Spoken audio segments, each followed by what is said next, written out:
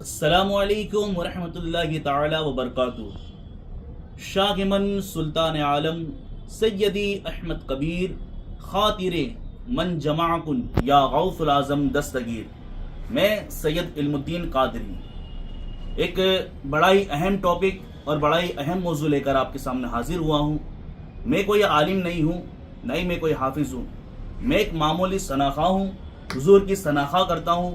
اللہ مرتدم تک مجھے اسی پر قائم رکھے، حضور کی شناخوانی کرنے کی توفیق عطا فرمائے۔ اصل میں ایک ٹاپک یہ ہے جس کا تعلق سلسلہ عالیہ قادریہ رفاعیہ سے ہے۔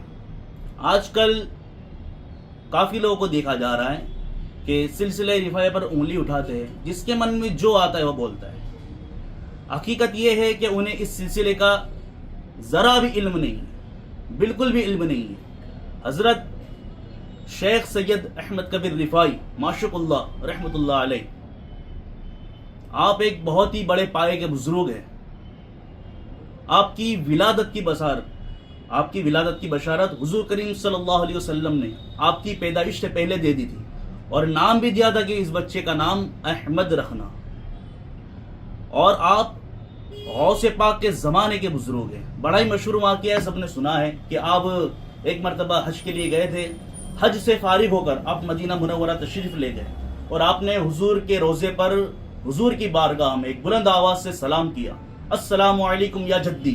تو قبر انور سے آواز آئی، وعلیکم السلام یا ولدی، اے میرے بیٹے تم پر سلام۔ احمد کبیر رفاعی نے کہا کہ یا رسول اللہ صلی اللہ علیہ وسلم، جب میں دور رہتا تھا، اپنے وطن، اپنے گھر شہر بشرہ میں رہتا تھا، تو اپنی روح کو آپ کے پاس بھیجتا تھا، اور میری روح آپ کے ضمیر کا بوسہ لیتی تھی۔ یا رسول اللہ علیہ السلام، اب میں دور نہیں ہوں، اب میں قریب ہوں، آپ کے پاس موجود ہوں، اور آپ کے اس بیٹے کی دلی خواہش ہے کہ آپ اپنا دست مبارک قبر انور سے باہر نکالیں، تاکہ یہ آپ کا بیٹا احمد کبیر دست مبارک کا بوسہ لے۔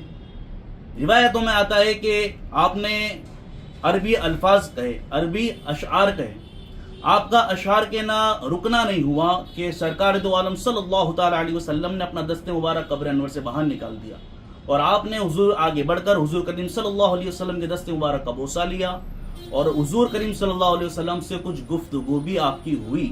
اور یہ وہاں کی ہے کہ سب سے بڑے واحد گواہ حضور غوث پاک شیخ بغداد رضی اللہ تعالی عنہ خود ہے، خود آپ غوث پاک وہاں پر موجود تھے جب یہ کرامت ہوئی۔ تو یہ مقام و مرتبہ کس کا ہے؟ احمد کبیر رفاعی کا ہے۔ اچھا، اب میں آتا ہوں اہم ٹاپک پر، جو میرا ٹاپک ہے، جس کے لیے یہ ویڈیو بن رہی ہے۔ بڑا ہی ذمہ داری سے میں کہہ رہا ہوں کہ سلسلہ رفاعیہ، اس میں دو چیزیں ہوتی ہیں۔ سلسلہ رفاعیہ میں دو چیزیں ہوتی ہیں۔ پہلی چیز دف بجائی جاتی ہے۔ کیا بجائی جاتی ہے؟ دف بجائی جاتی ہے۔ آج کل لوگ دف پر انگلی اٹھا رہے ہیں اور کہتے ہیں کہ اہل سنت سے اور دین اسلام سے اور شریعت سے اس کا کوئی لینا دینا، کوئی تعلق نہیں ہے۔ تو انہیں اپنی عقل کا علاج کروانا چاہیے، اور جو حقیقت ہے اسے جاننے کی ضرورت ہے۔ آئیے میں آپ کو بتاتا ہوں یہ دف کہاں سے ثابت ہے اور کہاں سے شروع ہوئی اور کس نے بجائی۔ حضرت شیخ سید احمد کبیر معشوق اللہ رفاعی رحمۃ اللہ علیہ اپنے زمانے میں، اپنے دور میں آپ خود دف بجاتے تھے، اور اس دف پر ذکر الا اللہ کرتے تھے، اللہ کی ضرب لگاتے تھے، الا اللہ کی ضرب لگاتے تھے۔ آپ خود دف بجاتے تھے اور اس پر ذکر الا اللہ کرتے تھے۔ چلیے مانتے ہیں کہ اگر اہل سنت سے دف کا کوئی تعلق اور نہیں ہے سلسلے کا، اگر حقیقت میں اہل سنت سے اور شریعت سے اور دین اسلام سے اگر دف کا تعلق نہیں ہوتا، تو شیخ سید احمد کبیر رفاعی دف کو کبھی ہاتھ بھی نہیں لگاتے۔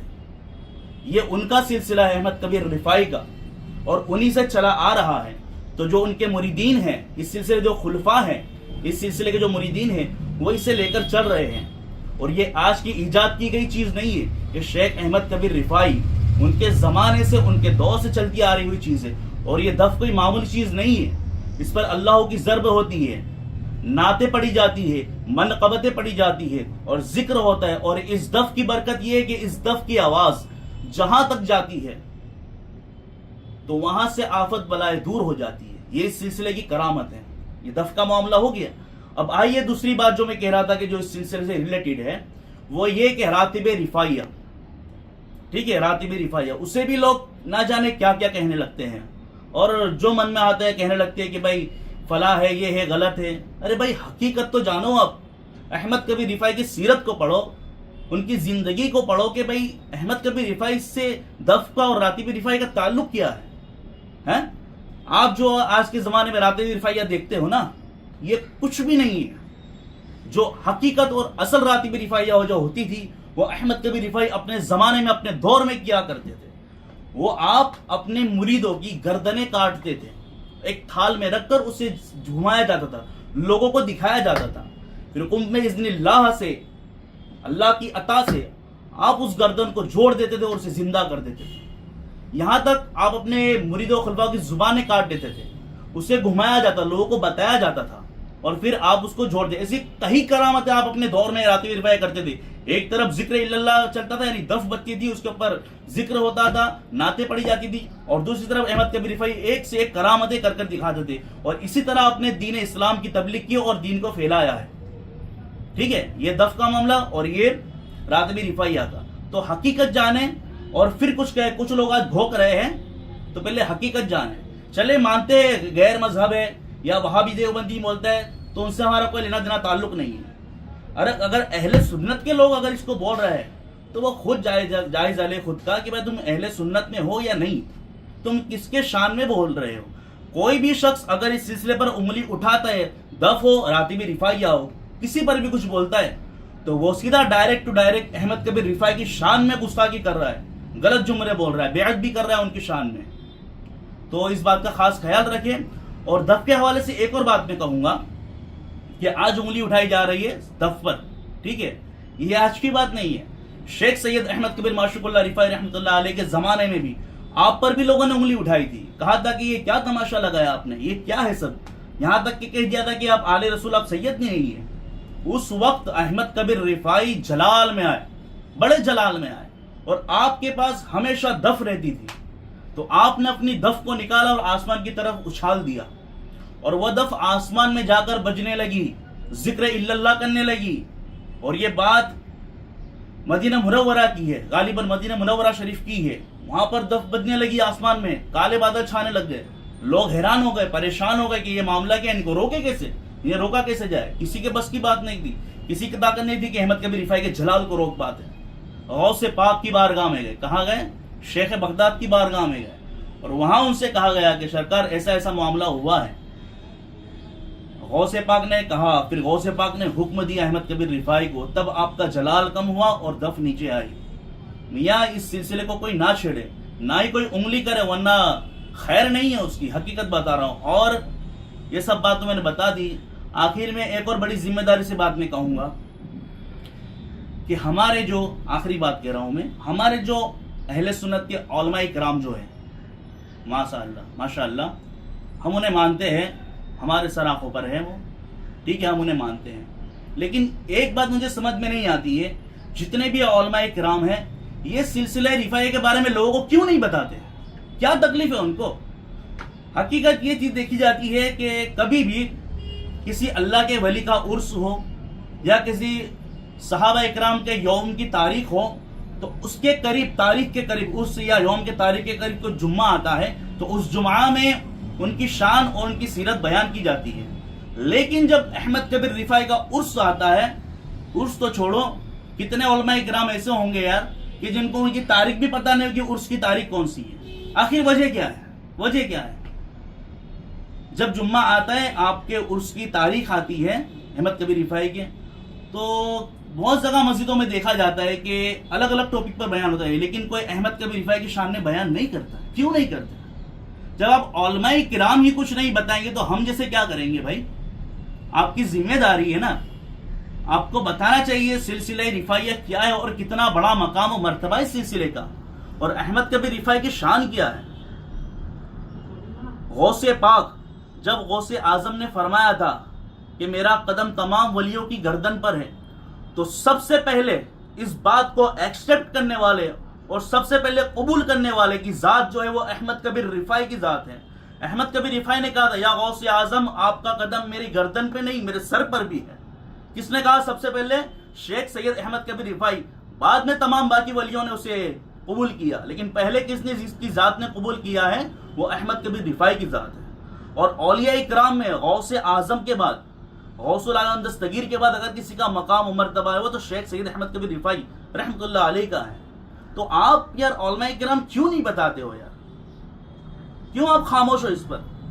آپ کو حقیقت بتانی چاہیے سلسلے کی کہ بھئی یہ سلسلہ کون سا ہے، کہاں سے چلا ہے، کس کا ہے، اس میں دف بجتی ہے، کیوں بجتی ہے، کہاں سے ثابت ہے، کس نے بجائی ہے، اس میں راتب رفاعیہ ہوتی ہے، ضرب لگتی ہے، کہاں سے ثابت ہے، کس نے اس کو شروع کیا ہے؟ لوگ اس کو کھیل تماشا سمجھ رہے ہیں آج کل. کیوں سمجھ رہے ہیں؟ کیونکہ لوگ اس کی حقیقت ہی نہیں پتا ہے، اس سلسلے کی ڈیٹیلز ہی نہیں پتا ہے کیا ہے. تو میرا تمامی علماء اہل سنت سے گزارش ہے کہ آپ لوگ آگے آئیں، کیونکہ ہم تو بھائی جاہل انسان ہیں، ہم کوئی عالم دین نہیں. یہ کام آپ لوگوں کا ہے حضرت، آپ لوگوں کا ہے. آپ لوگوں کو آگے آنا چاہیے اور سلسلہ رفاعیہ کے بارے میں لوگوں کو بتانا چاہیے، اور باقاعدہ حضرت کے عرس پر پروگرامات ہونے چاہیے کہ لوگوں کو پتا چلے احمد کبیر رفاعی کون ہے بھائی، کون ہے. جو دست مبارک والا واقعہ آپ کو میں نے بتایا ہے، سرکار کے دست مبارک کو بوسہ لیا ہے، یہ اس زمانے میں بڑا مشہور ہوا. تو بغداد کی شہر میں ایک ولی کامل تھے، ان کا نام میرے ذہن میں نہیں ہے، ولی کامل تھے. جب ان تک یہ بات پہنچی تو انہوں نے بھی ارادہ بنایا کہ ہاں میں بھی مدینہ منورہ تشریف لے جاؤں گا تو حضور کے روضے پر حاضری ہوگی، تو میں بھی اسی نیت سے جاؤں گا کہ حضور نے مجھے دست مبارک اپنا دے تو میں اس کا بوسہ لوں. جب وہ اللہ کے ولی رات میں سوئے تو حضور کریم صلی اللہ تعالی علیہ وسلم ان کی خواب میں تشریف لائے، اور حضور نے اس ولی کامل سے فرمایا اے فلاں بن فلاں، اگر تم اس نیت سے مدینہ منورہ آنا چاہتے ہو تو ہرگز مت آنا، کیونکہ یہ نعمت جس کی تھی اسے عطا کر دی گئی، اب اس کا دروازہ بند ہو گیا. دیکھیں کیا شان ہے احمد کبیر رفاعی کی، بھائی کیا شان ہے، کتنا بڑا مقام و مرتبہ ہے، اور بڑے جلالی بزرگ ہے. اور یہ سلسلہ سب سے جلالی سلسلہ ہے، احمد کبیر رفاعی کا سلسلہ بڑا جلالی سلسلہ ہے. ٹھیک ہے، تو بھائی بڑی گزارش کروں گا میں علماء کرام سے ہمارے کہ آگے آئیں اور اس سلسلے کے بارے میں لوگوں کو پتا ہے. کتوں کو تو پتا ہی نہیں، کتنے لوگوں کو بھائی رفاعی سلسلہ کیا ہے، احمد کبیر کون ہے. ٹھیک ہے، ابھی ماشاءاللہ ربیع الاخر چل رہا ہے نا، تو جمادی الاول کی 21 تاریخ کو حضرت احمد کبیر رفاعی کا عرس مبارک آتا ہے. تو آپ لوگ اس سے نوٹ کر لیں، اور ہو سکے تو حضرت کی سیرت کو آپ لوگ پڑھیں، اس کو جانیں اور لوگوں تک پہنچائیں. میرا یہی پیغام ہے کہ سلسلہ رفاعی کے تعلق سے لوگوں کو بتایا جائے، خاص کر ہمارے سنی حضرات کو جنہیں معلوم نہیں ہے. تو مؤدبانہ گزارش ہے میری علماء کرام سے بھی کہ آپ لوگ آگے آئیں اور سلسلہ رفاعیہ کے تعلق سے لوگوں کو بتائیں. السلام علیکم ورحمۃ اللہ تعالی وبرکاتہ.